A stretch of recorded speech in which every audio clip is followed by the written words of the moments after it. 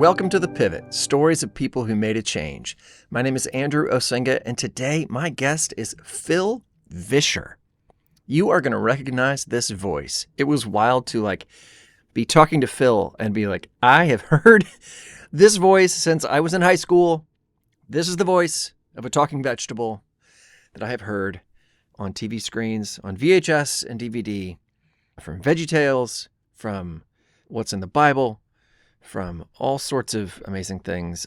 Now from a podcast that I love, The Holy Post.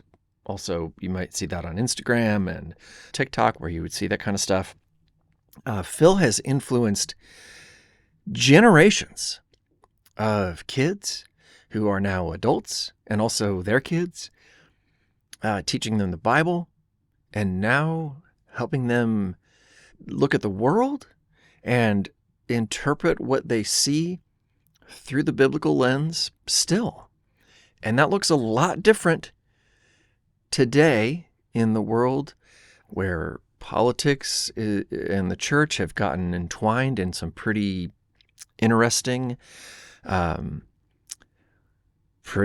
ways, ways that maybe not everyone is comfortable with, or ways that maybe some of us are too comfortable with.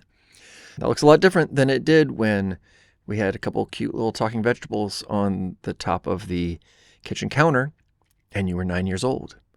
But they're talking about the same Bible and referencing the same scriptures, and those same things apply. And Phil is having those same conversations at a deeper level now. So we get to talk about both sides of that. VeggieTales, The Holy Post, what that has all meant. We also get to talk about the journey of building something and watching it fall apart.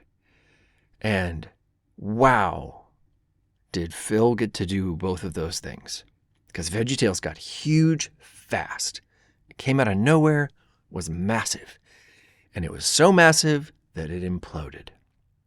And I was kind of shocked talking to him by just the scope of both its size and how big the fall was. And all of a sudden, you got a guy who's just there by himself, trying to figure out what to do with his life after he's built this empire. You know, I think a lot of people that have gone through what Phil has gone through could be bitter and angry, and I'm sure he was. I'm sure he had his moments. But I don't get that from him now. I get a lot of wisdom and a lot of compassion, definitely a lot of curiosity and a sense of what's next. Feels like he and I are kind of in the same boat. He's had a bigger bank account than I've had, and now maybe ours look a lot similar. I don't know, but here's what I know. I was sad that I had to go because I felt like we could have kept talking for a long time. Felt like I made a friend in this chat. I think you're going to feel that way too. I know you're going to love hanging out with Phil Vischer. But before you get to hear this conversation, I'm going to upload this right before I head out for the last leg of our Behold the Lamb Christmas tour that I do with Andrew Peterson every year. This will be the last interview that I upload this year. We'll have a couple more episodes, but this will be the last interview episode. I want to say thank you. Thank you to everybody who has downloaded, listened, streamed, all the different things. It has meant so much how quickly people have come back and embraced the show.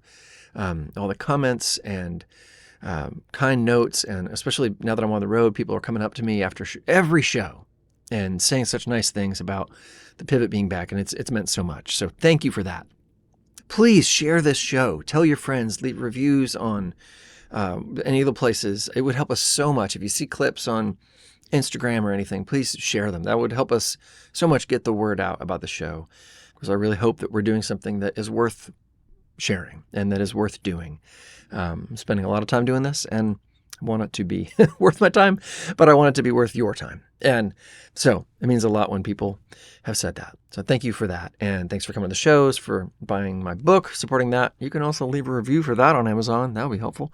And yeah, thanks for all the ways that we've gotten to do stuff together this year. It's meant a lot. I'll talk about that more next week, and I hope you tune into that episode. But for now, here is my conversation with Phil Vischer. Oh, wow. Always nervous about consenting. Well, I was worried that you wouldn't want to be on this podcast because the first time you saw me, I was wearing a spacesuit. And Yeah, well, that's why I wanted to be on the podcast. I was worried I you'd don't like think I was boring. insane. I don't like boring podcasts. I don't just want to talk about boring normal stuff, the boring normal way you talk about things Oh. in the Christian world. Who needs that? And you're the king of podcasts now. You got all sorts of podcasts. I'm not the king of podcasts. I don't even know what that means. I don't know either. I just said it. Okay. Yeah. Well, I'm excited to talk with you today. I've got a lot of questions for you, and I Okay. think this is gonna be a lot of fun. Okay. All right. Well, I'm gonna start with a big one. I'm curious. I know you've told the story a million times of how you started VeggieTales, but I'm really curious. Was that me? Was that me? I was you and some others. I know. Okay. I'm curious what it was like for you when that ended the first time. I know it's had lots of ups and downs. What was would you walk us through that whole journey of like a little bit of how it started, but what was it like when things started to kind of get topsy-turvy in that? What was that process for you? Yeah. Well, it was unpleasant is the best descriptor of that process. Process is probably not the right word either. Yeah.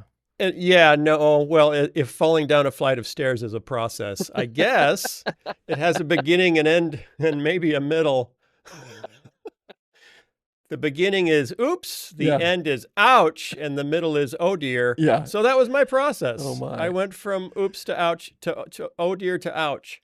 Oh my. And then the final part of the process is why God, why? That's the most interesting part of the probably some help in there process as well. Yeah. Help. Yeah.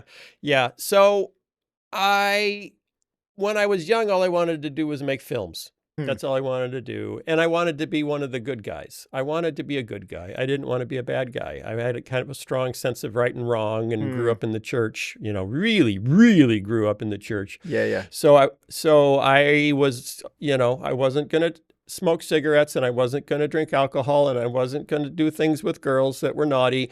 And I didn't want to be naughty. And so I wanted to be a good guy and I wanted to be a filmmaker. And then I discovered that, I could make films about good things, kind of like Sunday school lessons. So I tried that. And then it really caught on. It took a while, but eventually it really caught on. And then I thought, well, maybe I'm more than just a good guy who makes films. Maybe I'm like, the next Walt Disney. But the Christian, maybe I'm the Christian Walt Disney is kind of. Oh, yeah. Yeah. And people Theme were kind of parks. saying that. People were kind of saying that, hey, you could be the Christian Walt Disney. I thought that's awesome. So that became my new self-conception and my vision for my ministry, my life, my legacy. And then I just started pursuing that, with all due energy and, everything. What did that look like? Because going from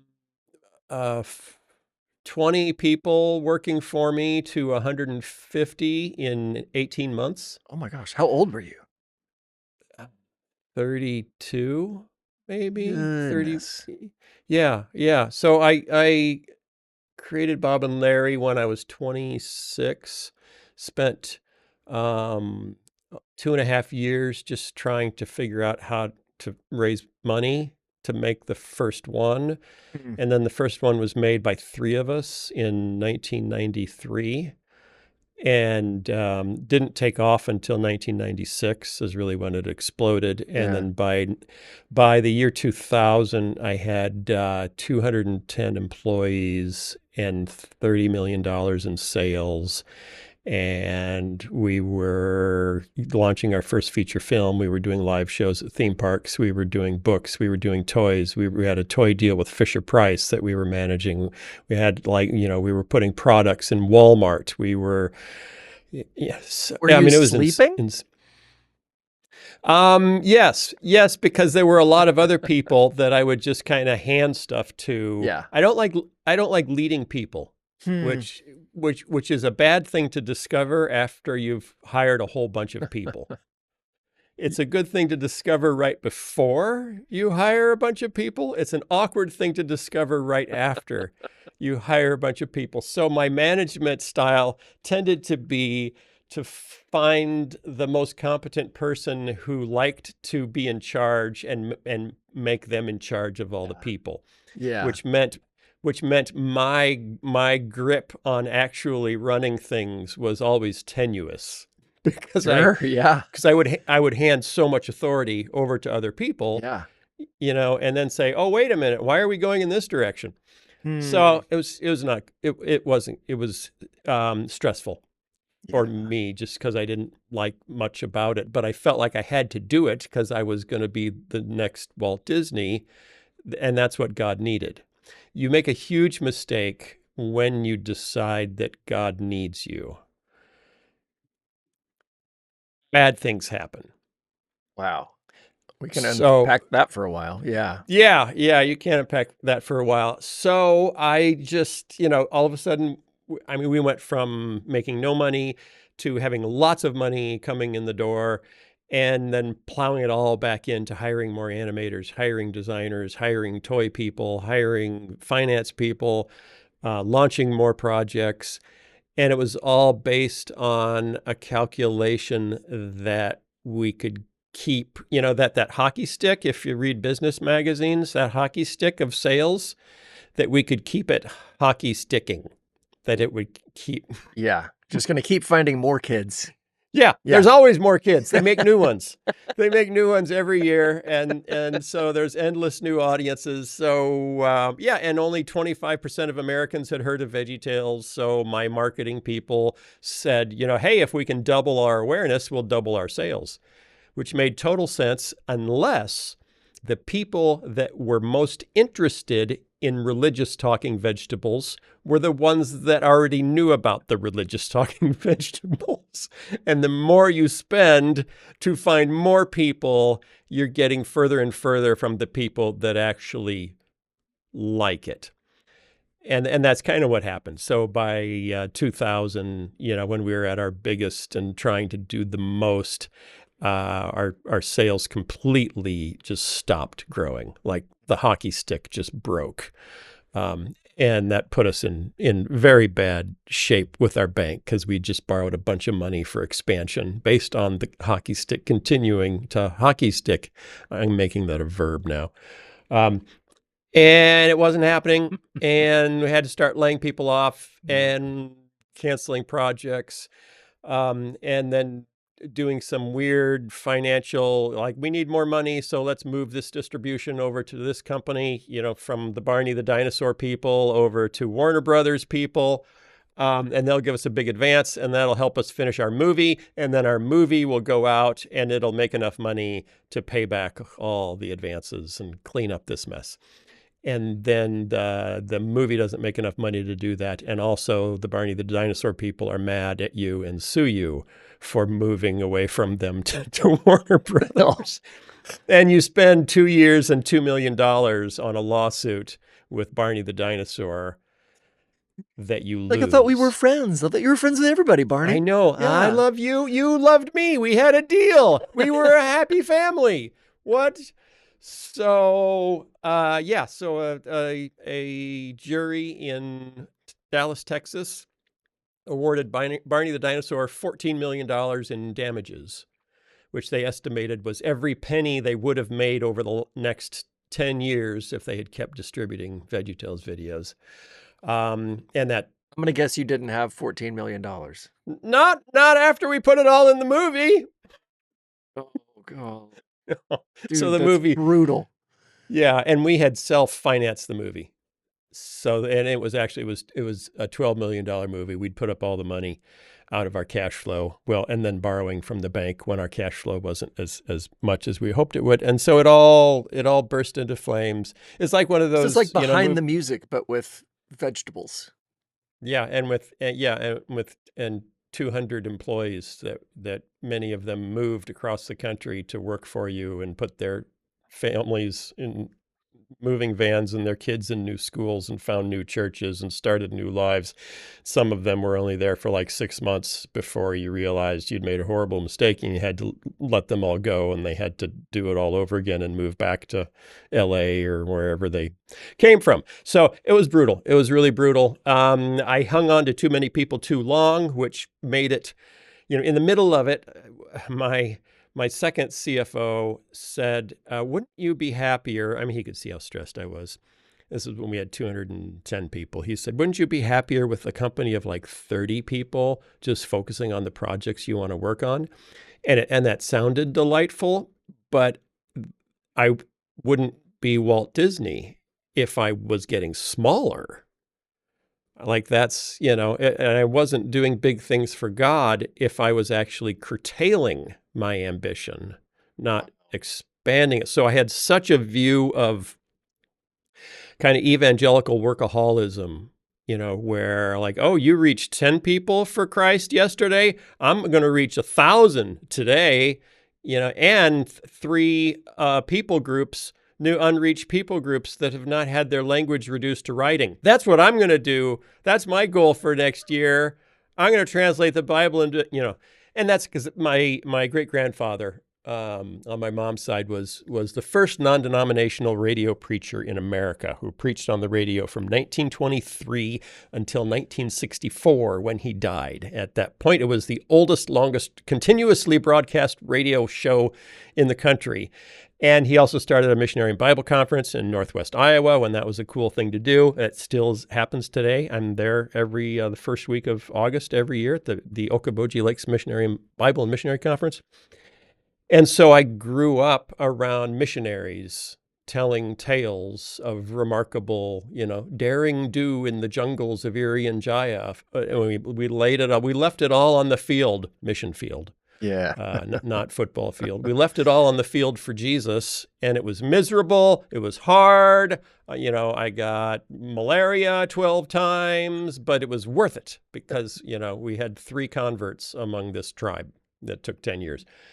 And so that was the model that I grew up with. It's like if you're enjoying your life, you're not trying hard enough. If you're happy, you're not doing it right. Because this is really hard work. I remember a Christian author gave a talk at one point when I was just in misery trying to hold this boat afloat through the sheer will. And he gave this talk about Lord of the Rings and said, it's like, if you're a Christian and things aren't going well, it's really hard. It's because you're Frodo and you're doing something that only you can do. So you got to keep going. And I was like, oh yeah, I'm Frodo. This is so important. It's so important what I'm doing. No one else could do what I'm doing. So I have to keep doing it. And finally, God got tired of watching me be that way, and so that's what it came down to is we went into bankruptcy. When we lost the lawsuit there, I didn't have $14 million to give to Barney the dinosaur, and he looked like he was doing fine. He didn't need my money.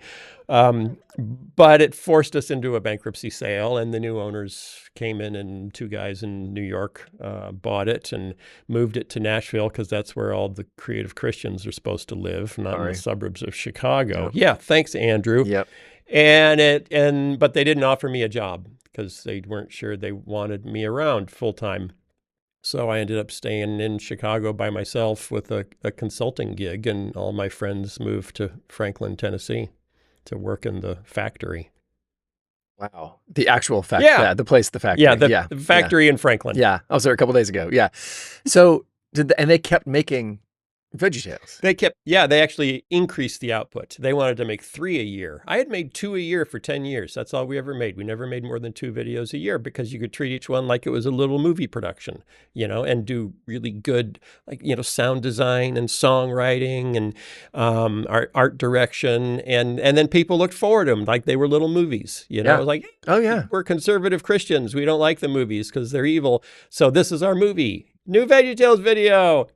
Call grandma, grab the kids, everybody gather around, pop some popcorn. We're watching the new VeggieTales video. And I love that. I loved putting out a little tiny movie twice a year. But yeah, they wanted more money to come back faster. So it went to 3 a year. And then they wanted me to write one of those 3, which I did for 2 years. And then it was so difficult writing for someone else running everything that I said, oh, no, thanks. I think I need to be done. Wow. Yeah. Did somebody else was doing the voices and everything? No, I kept doing the voices because I needed to pay the bills. And so I got, yeah. Still, if they make something new, they call me and say, hey, can you do the voices? And I've only said no once, but now I think I'm probably on the outside looking in because I said no once and they had to find someone else who could imitate me. Oh, that's got to be wild. What did that feel like when you started reading somebody else's words for your character? Um, Infuriating at first. It's like, how do they not know that I'm the one that makes these characters talk? Yeah. Not just the sound, but their voices. Yeah.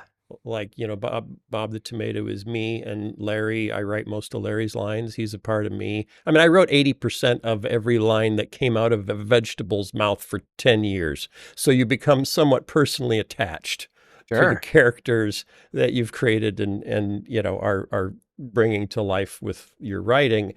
And then someone says, we don't need you to write them anymore. That's okay. Maybe you just write one a year and then we'll have other people do it and it'll be fine. And so it takes a while, but you eventually, I realized, and this was the point, I wrote a book about this, Me, Myself, and Bob, a true story about God, dreams, and talking vegetables. I realized that God was saving me from my ambition. That I was pushing a rock up a hill that he had never asked me to push. That I was miserable. He didn't ask me to be miserable. Miserable is not a fruit of the Spirit. Joy is a fruit of the Spirit. So I was like stressed. Yeah. I was stressed. I was cranky. I was tired, and I couldn't find any of those things in the fruit of the Spirit list. Yeah. You said bad things happen when God needs you. What does that mean to you? When you think God needs you. When you think God needs you, what does that mean? Yes, God doesn't need you. Doesn't need you at all. He will do what he will do. His will happen. If you are not a part of it, it will still happen. God's will still happen. There is no one who can keep God from accomplishing his design for creation. And so the notion that I'm so important to him that he can't accomplish his plan without my contribution is a great recipe, both for vanity, but also for abusing other people, in the name of being the important person, the anointed, who, God's plan is resting on. If you're Frodo, Yeah. I mean, sometimes you have to kill a few orcs or maybe neighbors that, look like orcs in your mind, in your narrative. Yeah. It's the narrative, like what story are you telling about yourself and your role in the world? And then God's relationship with you and your role in the world.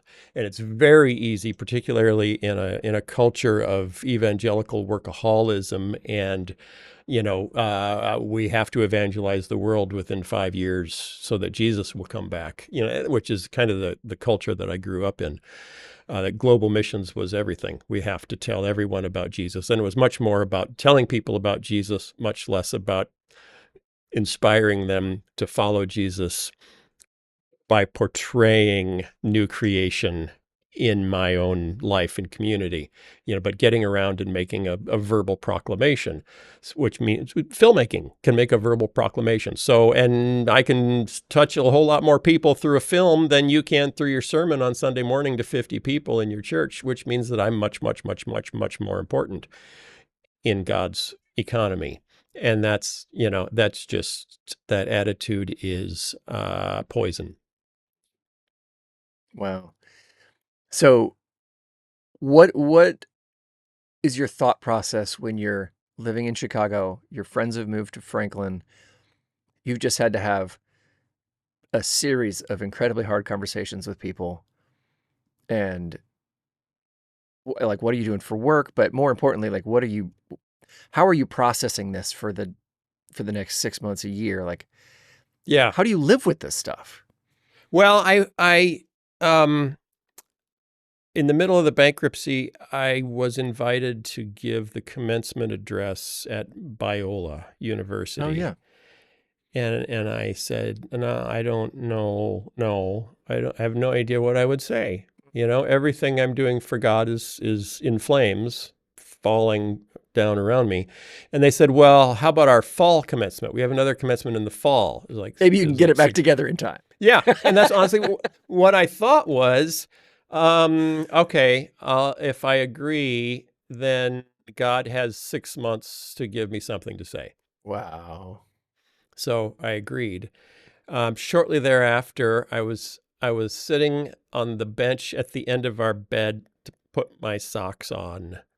And it's one of those times where you're so despondent, you're in the middle of doing something like putting your socks on, and you just grind to a halt. Yes. Yes. And it's just like, and you're just staring at the floor. Yeah.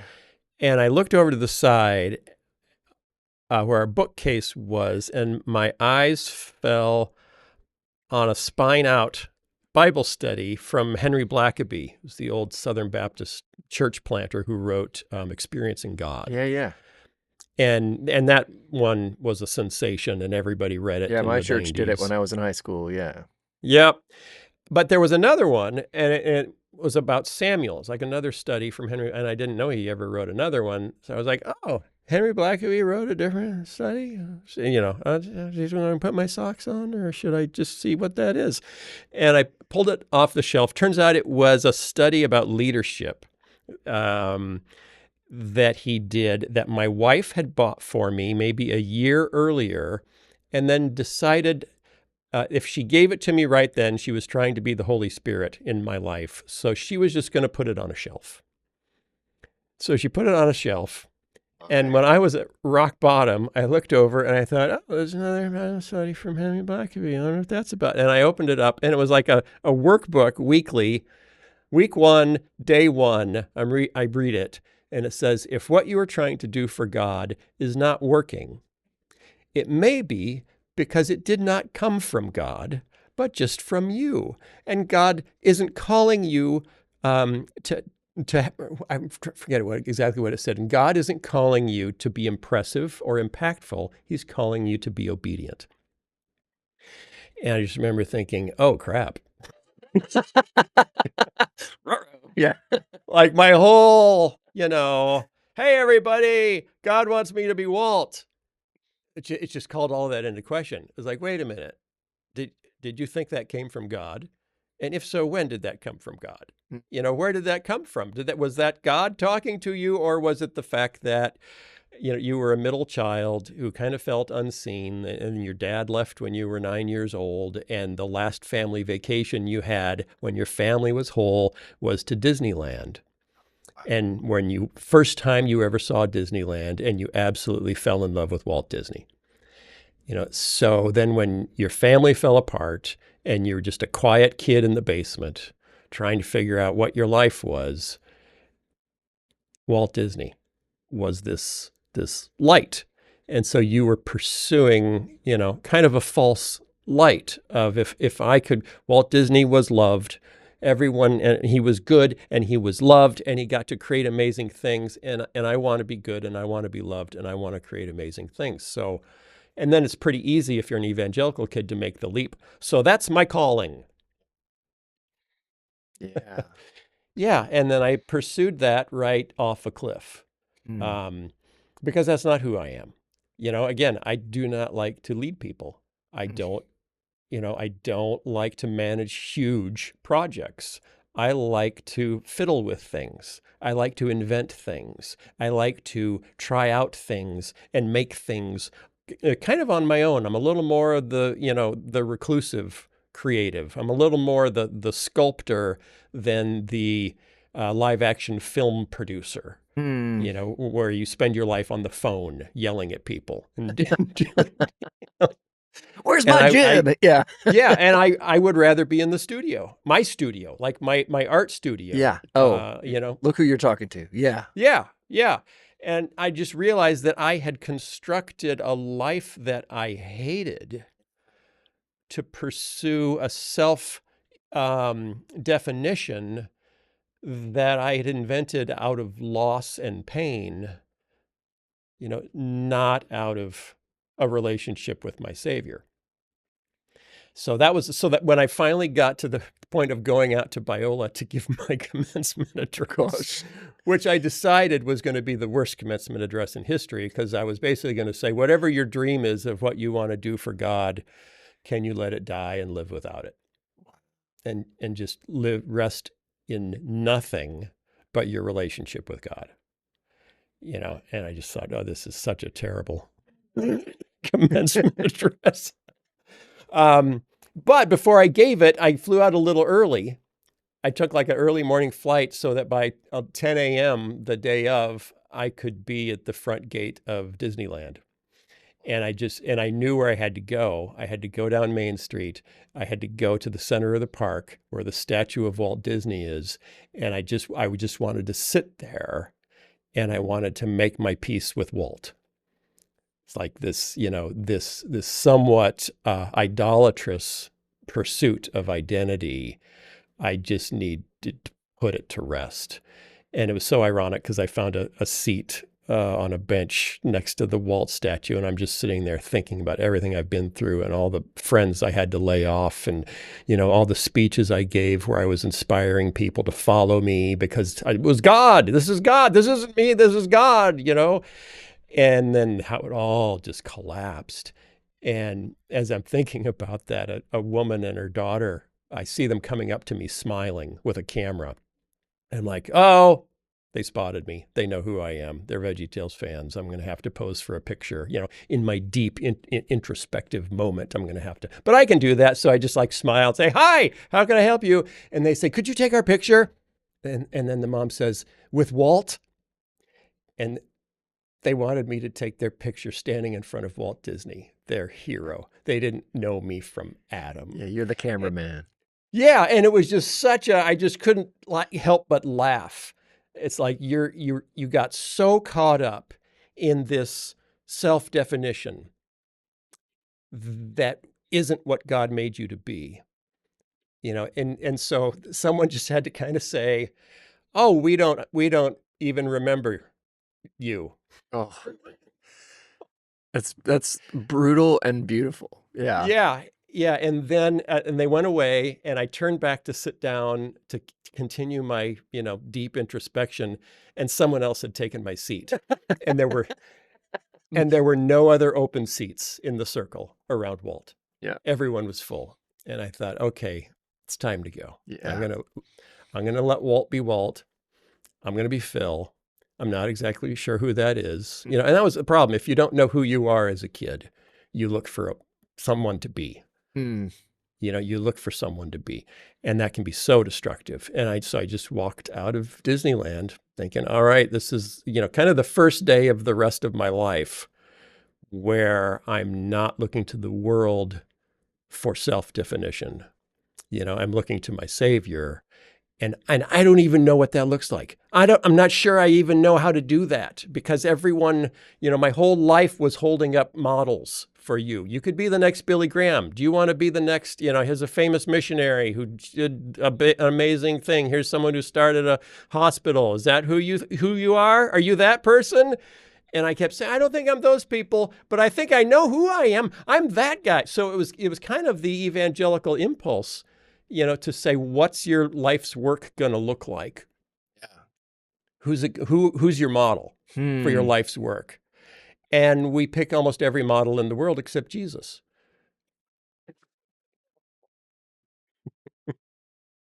And that's how did I not see that coming, Phil? And that's what I had to kill that day, when there was no seat for me next to Walt, and when the people that were there weren't there for me. They were hoping I could help them remember Walt with them. It was just, and walking out that day, it was like, all right, I'm starting over. I don't know how it's going to work, and even in my book now, looking back, I fell into the tendency to want to wrap it up a little too neatly with a bow. Like, this is going to be my new life, and I'm just going to listen to, God, and I'm just going to be the person he wants me to be. And I'm just going to do the projects that he's laid in front of me. And it's like, oh man, I wish it was that clean. Yeah, I was going to say, well, yeah, tell me how'd you do it? Yeah, right. So I don't, And this is so the last sometimes, episode of our podcast because Phil yeah, figured it out. Yeah. good night, everyone. Because if you can reduce a walk with Christ to a system or a series of bullet points that fit on a PowerPoint presentation, the world will beat a path to your door. They will buy your albums, they will attend your talks, they will buy your books, Yeah. they will, everything will open up to you. And it's so tempting to oversimplify very complex things, So yeah, so I'm kind of a mess, frankly, and have been, because it's not easy. It's just not clean how you do this. And I was at my most productive when VHS tapes were at their peak. So like, okay, I know how to make money on VHS to fund my work. Yeah. I don't know how to make money on YouTube Yeah. or TikTok to fund my work. It's a whole different world. God, why isn't it working the way it used to work? Because I remember when I gave up my false idol of being Walt. And so now, can't you just make it work in a way where I'm not saying I'm Walt? Yeah. Okay, Yeah. so you walk out of Walt Disney World. Yeah. Disneyland, Anaheim. sorry. I'm so sorry. Yeah. You drive away. And then I go give a commencement speech at Biola. Do you give the speech that you planned on giving? Yeah. Yeah. How's that received? They said it was the first standing ovation they could remember at a Biola commencement. And what was interesting was 40-year-old, 50-year-old dads came up to me afterwards in tears, saying, we always talk about our successes in the church. We never talk about our failures. And my whole talk was about failure. That led to Willow Creek Church asking if I would come speak at their children's pastor conference and tell that story to 5,000 children's pastors, which I did. And people were in tears. And it was rated one of the top 5 talks in the history of their children. I'm like, I'm getting all these scores. Now I'm the failure guy. Yeah. Yeah. And that led to Christianity Today assigning a guy to do a cover story. No, a feature story, not a cover story, on my story. So now I'm in Christianity Today, posing for pictures about my failure story. That led to Moody Publishing calling to say, could you do a book? So there's this whole string of things where I thought, okay, is this who I am now? Am I the, be inspired by my failure guy? And so then I just started speaking and traveling and speaking, and I'm doing, and then I'm doing fundraisers for Christian colleges, telling my failure story, and everyone says, yay, we'll give money to the whatever it is, the school. And I finally get to the point. In the meantime, I can't find a way to be creative to save my life because I can't make the economics work anymore. Yeah. So is this my new definition, God? Yeah. And you're like, what do you want to be creative doing? You've just sold the thing you've been making forever. Yeah. And I wrote a couple of children's books, that was like, they were fine, but they didn't sell great. Children's books are hard. Like everything is hard. VeggieTales was such a, lightning in a jar kind of a thing that is like almost anything you do after that is going to be disappointing to you. Sure. Yeah. Virtually anything. But I got to the point where like, okay, I keep giving this talk over and over again. It's become my talk. Yeah. And so, in fact, someone asked, can you come and speak, but can you give a talk other than your Kill Your Dreams talk? And I said, well, that's my testimony. That's my thing. And I said, yeah, but we're doing a promotion, or they have a whole year for our ministry. It's called A Year of 1,000 Dreams. So we don't want you to poop on our dreams. And I'm like, okay. Well, what if you started out with 2,000? Yeah. Then you give a half of them to Jesus. Yeah. But I finally got to the point where like, I feel like I'm, because it was part of how I was making a living. I was like, I don't feel good making a living off my failure. This feels weird. Yeah. can I get back to making stuff? And if so, how? Yeah. So it's been a challenge to figure out how do you get back to making things and not just writing the one thing you made that went really big. Yeah. Yeah. Well, you've done a lot of other things that have been I have impactful. My kids, well, I'll say, yeah. my, sorry, my kids came of like video age in the DVD era, right before sort of streaming was a hit. My older kids are 20 and 18, and we would drive around in the minivan, and we had your What's in the Bible series. Yeah. And they loved those. They were more familiar with those than VeggieTales. What was that? Where did those come from? They just sort of appeared one day. We had them, and I've not. Where did they come from? Like what was that? Did you make those up in that spare room? This is probably 2 years post Veggies, and and I had this kind of deep spiritual experience of, I was pursuing work for God more than I was pursuing God. I was pursuing impact more than I was pursuing Christ. And then looking back on VeggieTales, did I, and this was kind of what inspired What's in the Bible, did I just spend 10 years trying to convince kids to behave more Christianly without actually explaining to them Christianity? Because it's just that silly talking vegetables telling Bible stories is not a great format to really lay out what does it mean to be a Christian, and particularly when you're kind of limited to the Old Testament because your mom made the rule that you can't portray Jesus as a vegetable, so you lose the Gospels, and then where you going to what? Never thought about that. Yeah. Yeah. You will not portray Jesus as a vegetable. That was rule number one. My mom is a well-known scholar in children's spirituality in the Christian world. So I had to listen to her. It was like the law. I had to listen to her. See, that seems wise in retrospect. Yeah. So I thought, okay, I want to take kids deeper. So let's start in Genesis and go all the way to Revelation. And I don't have big budgets anymore, so we'll do it with a little bit of animation and puppets, and then my face on camera, and that'll be fun for all of us because it'll get me into the Bible, really deeply.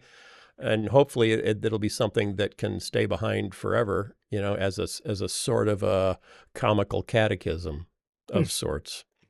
They were fun. They were cool. Yeah, it was very fun. And then ironically, I lost ownership of it. Phil.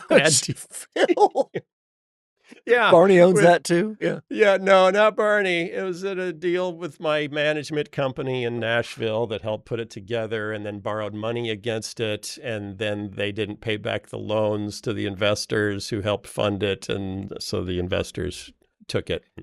And I've been trying to get it back ever since. But, business is hard. Business is hard. Well, what's funny Making is things is fun. I actually have no real idea of what it looks like because I was watching on road trips, so I've just heard it. Oh, you've never seen it? Times. Yeah. There were puppets. Yeah. There were puppets. There was animation. There was me. It was fun. Yeah, they loved it. And now you're doing the Holy Post, which is wildly different from puppets telling Bible stories. Is it though? I think it's similar.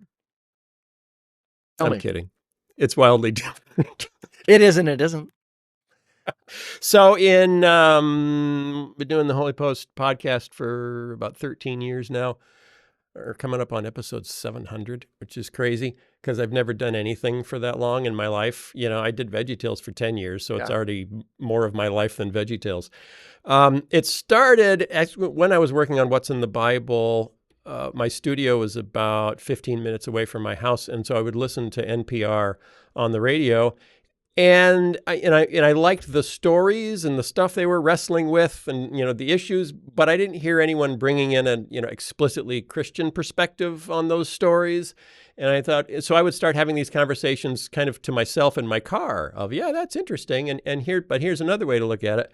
And I wonder if anyone else would like to hear the conversations that I'm having with myself in my car. That's a great starting point.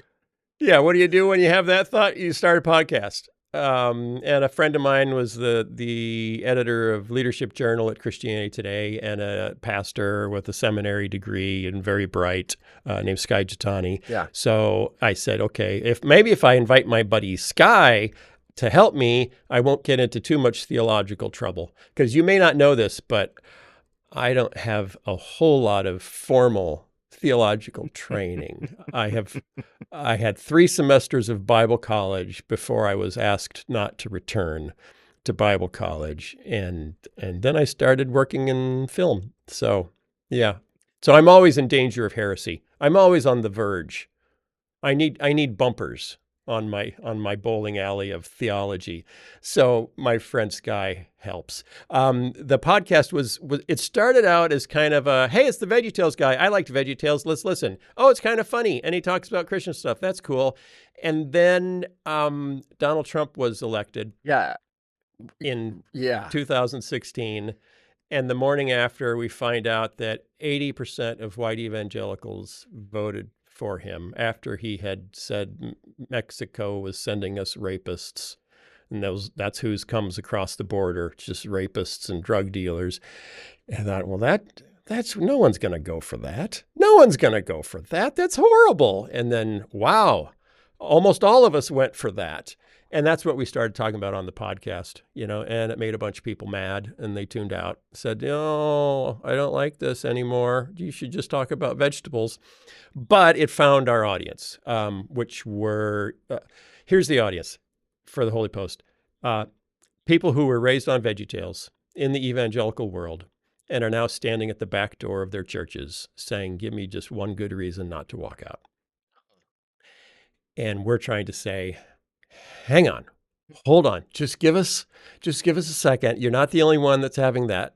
You're not the only one having that experience. You're not the only one saying, my parents' generation said it was all about character. And now all of a sudden it's not about character. What, why should I stay if you don't even believe what you taught us when I was a kid? And we're trying to help that generation to stay connected to their faith, to hold on, to throw out the bathwater, but hang on to the baby Jesus, basically. And that's been a whole lot of fun, but also, we hit George Floyd summer and we started talking about race. And I did a video on race that went viral and all of a sudden was watched like 7 million times. And for 2 weeks, I had people, mostly African Americans, saying, hey, the creator of VeggieTales is woke. And I could tell it was a compliment. And then after about 2 weeks, white people started showing up saying, hey, the creator of VeggieTales is woke. And I could tell it was no longer a compliment. Not a compliment. No. And that, the amount of anger you get when you are a creator of something they loved in their childhood and therefore assumed that you were exactly the same kind of Christian they were. And they find out that you're not quite exactly the same kind of Christian that they are. And there's a sense of betrayal that people felt. So they got very, very angry. So, it's been an interesting decade going, from beloved VeggieTales creator to, I think he's a woke Marxist. Huh. We should probably cancel him. And meanwhile, it kind of feels like you've been saying the same stuff for 13 years. I feel like, people ask, so when did you change? When did you change? When did you abandon your beliefs of your child? It's like, I didn't. It's all the older Republicans that say, I didn't leave the Republican Party. The Republican Party left me. My beliefs are still the same. And that's kind of how we feel. It's like, we didn't leave evangelicalism. Part of evangelicalism left us. Yeah. It doesn't make any sense what we're promoting these days, what we're cheering for, what we're laughing at funny memes about mass deportations that our government is putting out. There's just so we're trying, we're trying to help people not go crazy. And it's working when you are have you ever been to an indoor water park? They were invented in Wisconsin. Yes. They've now spread around the country.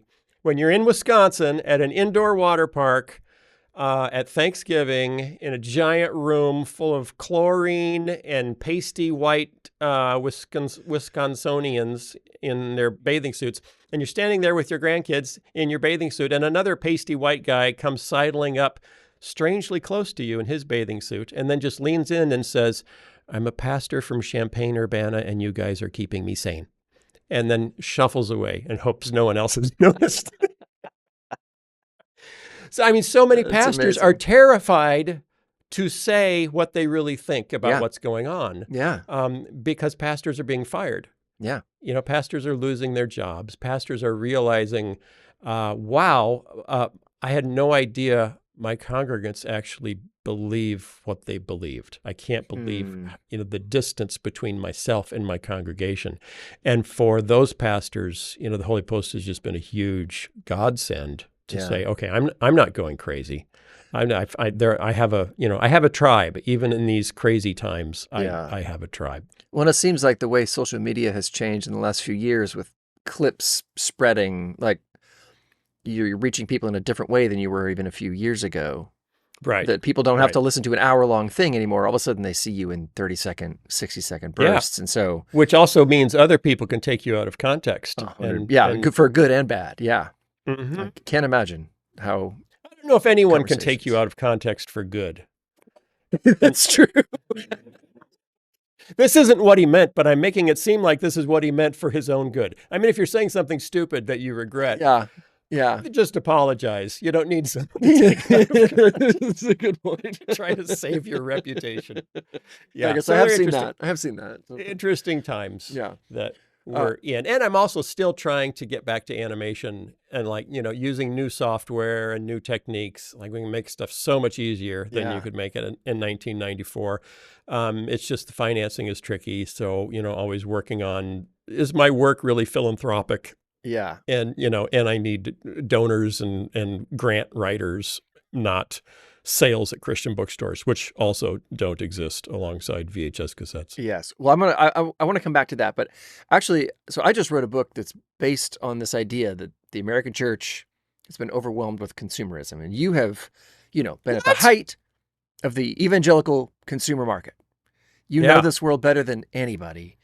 Yeah, I was at a Christian booksellers show, conference, marketplace, where one of the major Christian music labels had set up one of those money booths.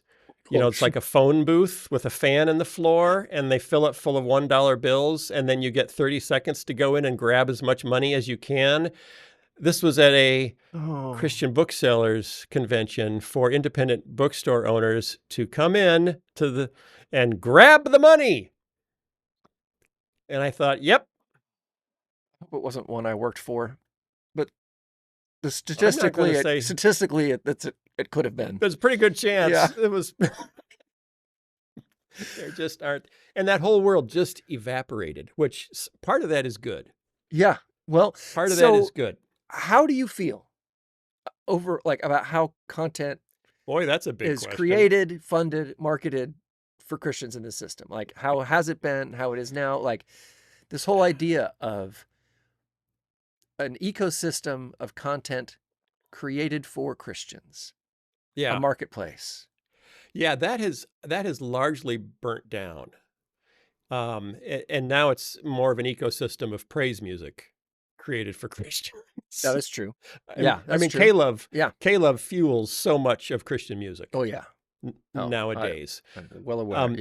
The good part is that, you know, I mean, when I was going to shows in Nashville, going to GMA, going to CBA in the 90s, the business was growing so fast and getting so much publicity, and Christian bookstores were getting bigger and bigger, and they were putting in coffee bars and listening stations, you know, and it was kind of peak youth group culture. Yeah. I worked at one in 90s. 1996. I sold VeggieTales DVDs. There you go. In high school. Yeah. And what that did was say, hey, kids, you can make a living as a Christian band.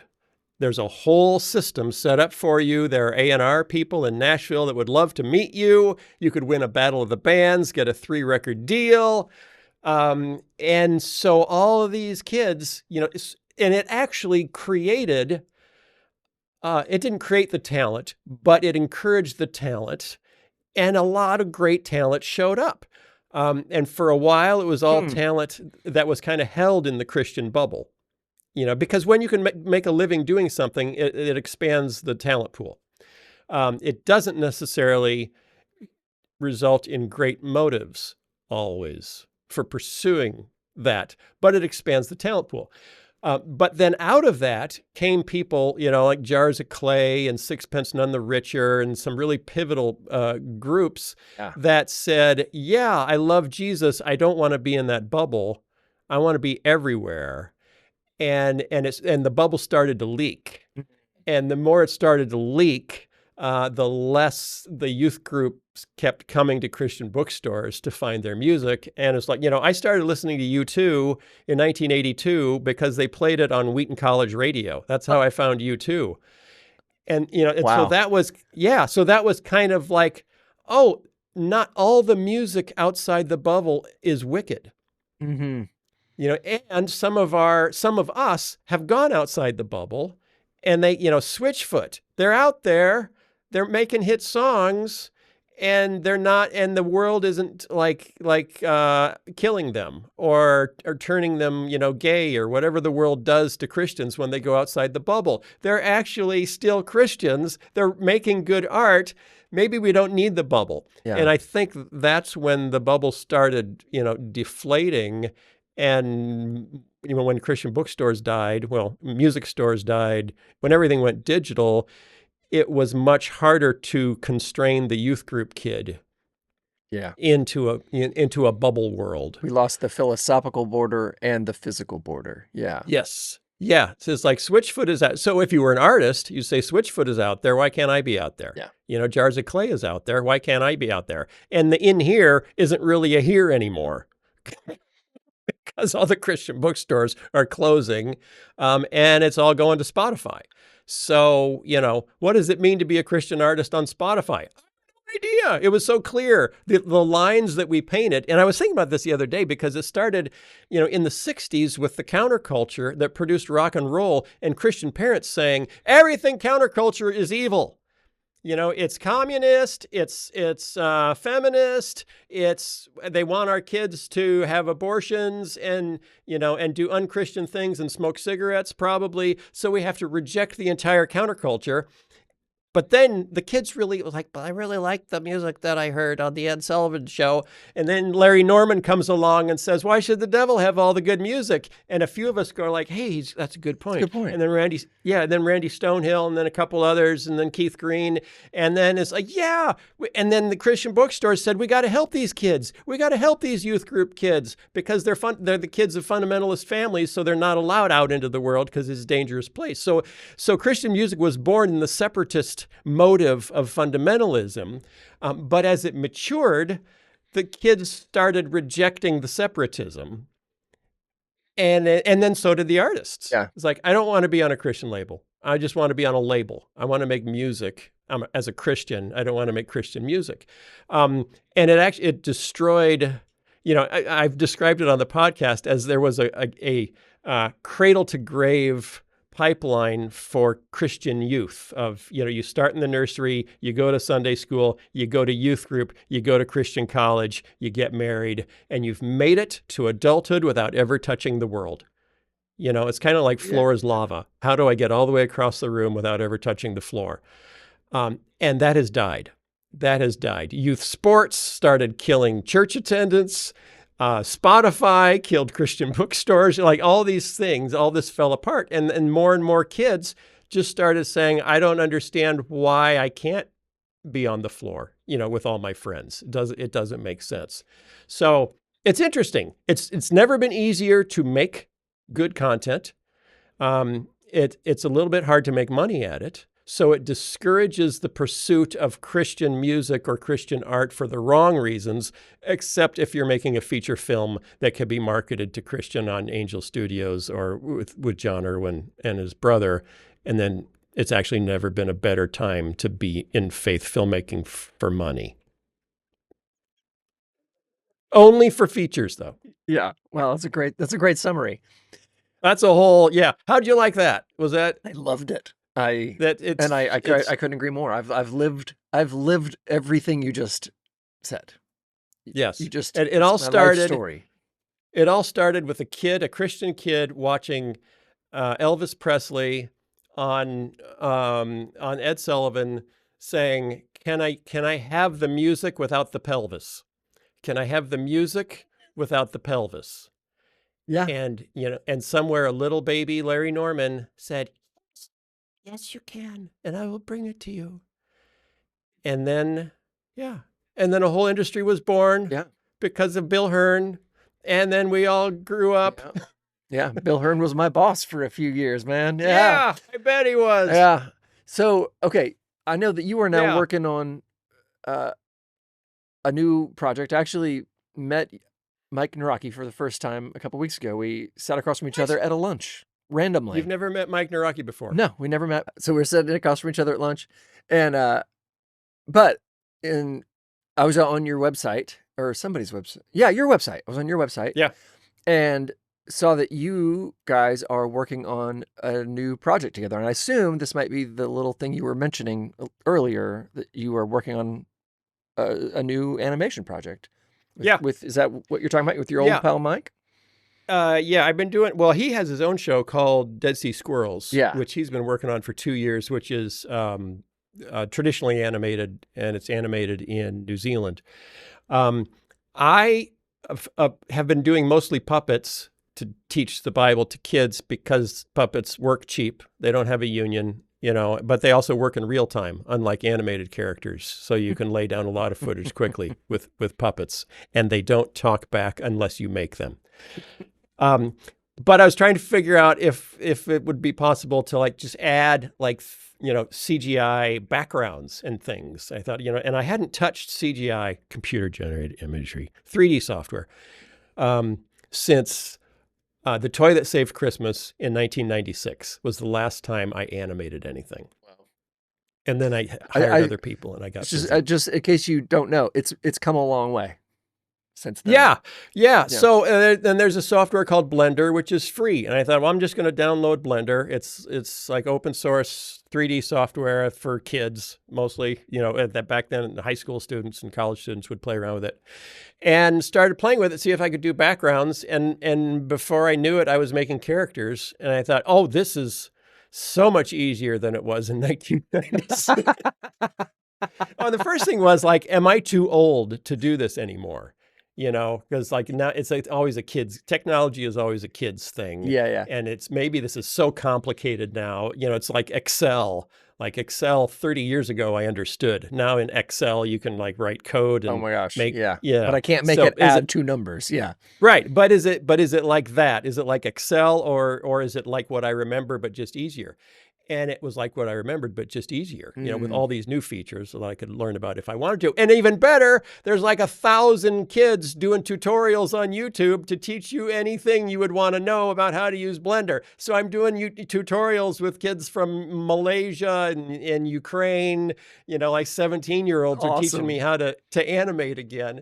And I thought, well, why can't I just do a show? I can't do a show about Bob and Larry, because those guys are now the property of NBC Universal. But I could do a show about Phil and Mike, who happen to have personalities very similar to Bob and Larry. And, maybe that's how I can do this. In the dark, sound uncannily like them. Uncannily? We have to be careful that they don't sound too uncannily like them, so that we don't get any cease and desist letters. But you can't make an omelet without breaking a few eggs. So maybe one cease and desist letter, just so you know where the edge is. Where's the line? Where's the line? That's fantastic. And if they do sue Phil and Mike for sounding too much like the characters that they are, I mean, that's just not a good look. Yeah. For the fans, that's just not a good look. Yeah. So anyway, that's what I'm playing with. That's fun. Yeah. Well, okay.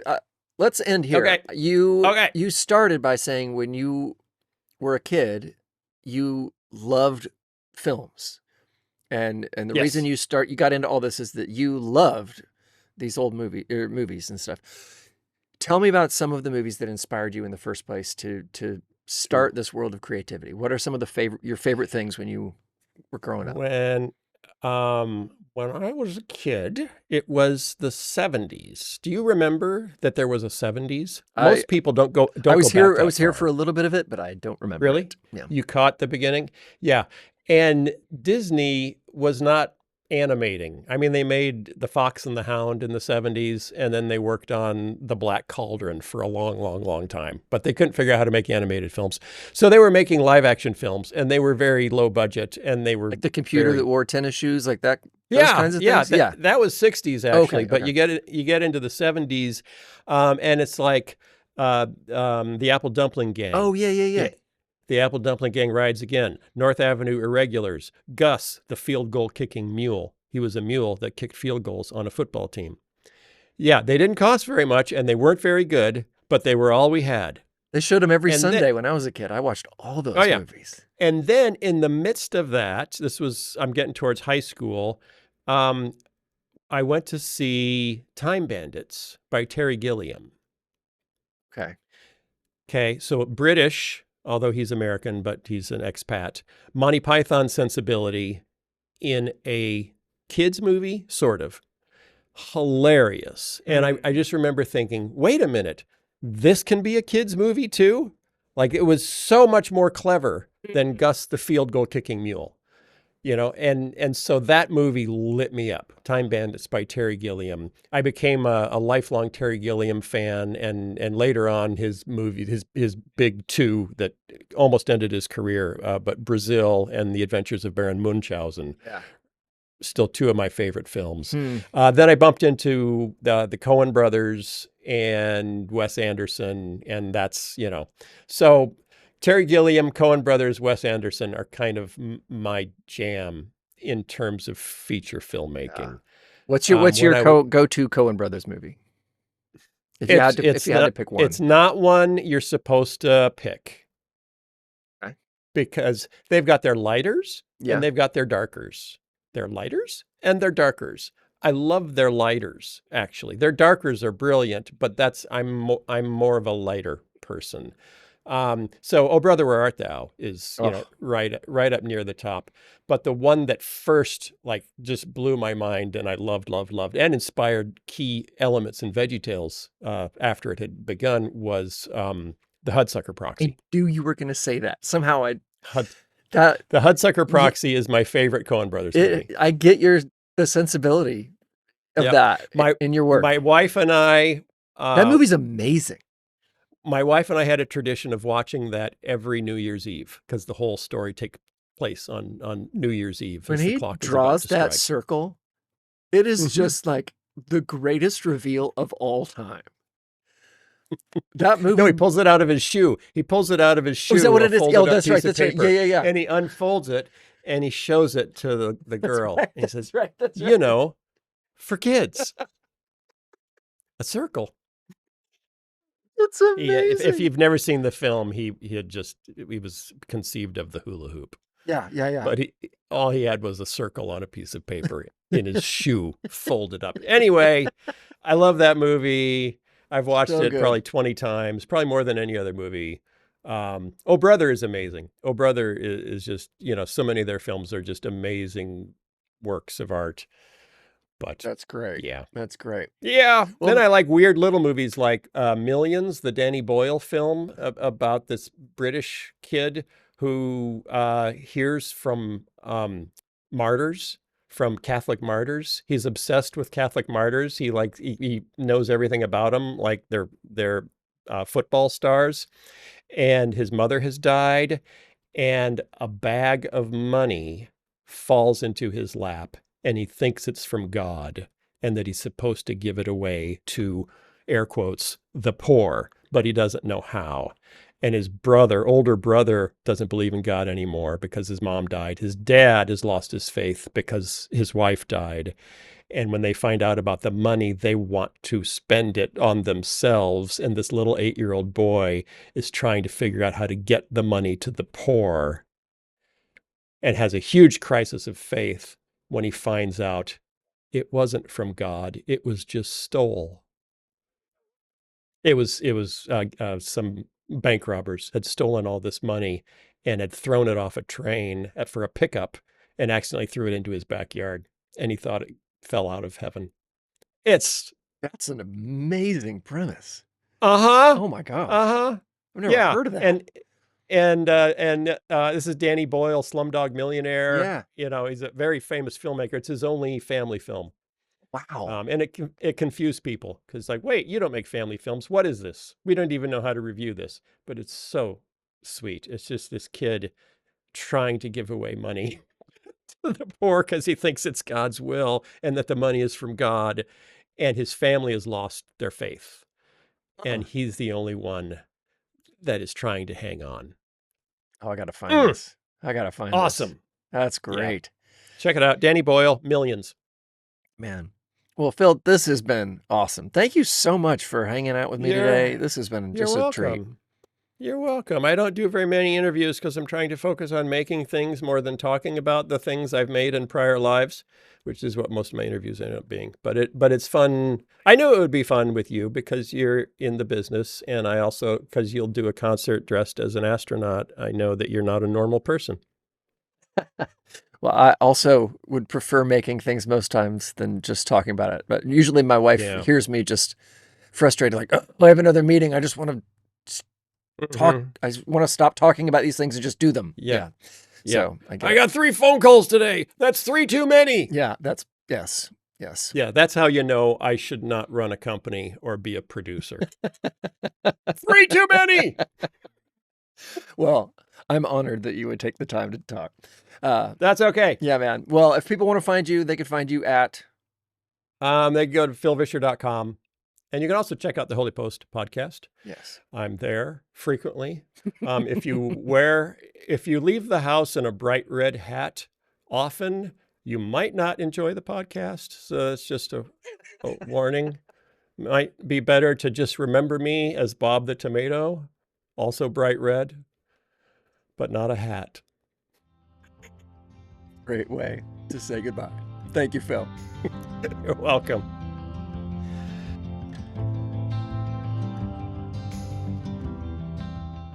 That was the great Phil Vischer. That was so fun. That guy's amazing.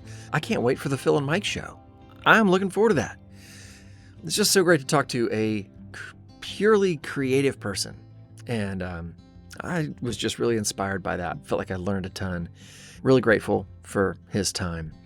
And thank you for your time. Thanks for listening, watching, all the different things. Please like, subscribe, click. I don't know. I don't know what people are supposed to do, but do those things if you would like that. Please check out my book, my music, my Substack. And if you would like to review any of those things kindly, that would mean a lot and be very helpful.